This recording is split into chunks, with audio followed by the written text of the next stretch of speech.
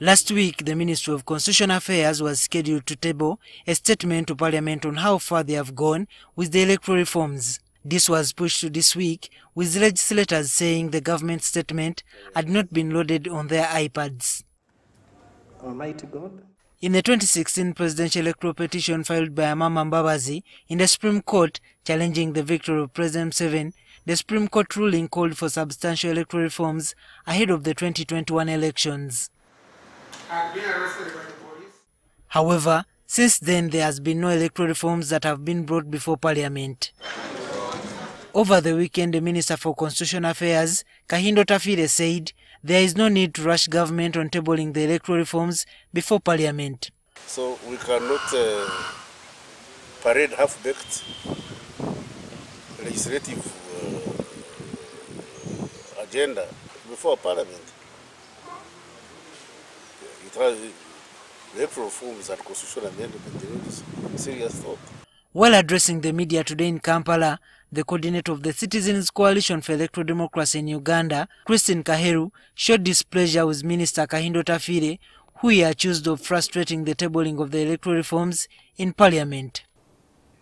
And I think it is regrettable that a Minister of Justice and Constitutional Affairs, who is well versed with the governance affairs of this country, could have made such a statement in sheer disregard of the calls by Parliament. These say the electoral reforms are needed to match with the roadmap that was released by the Electoral Commission recently. Because we will end up having elections that are challenged, and we'll end up seeing the same problems that afflict our elections resurfacing. Meanwhile, the civil society members say they are unhappy with the judiciary over their failure to pronounce themselves on the Public Order Management Act, which they say police is using to curtail personal freedoms of association. The petition was taken to court in 2013 by litigants who included Hurinet, Center for Constitutional Governance, Deneva, individuals like Muhammad Mwanga Chivumbi, Zach Niringiye, among others.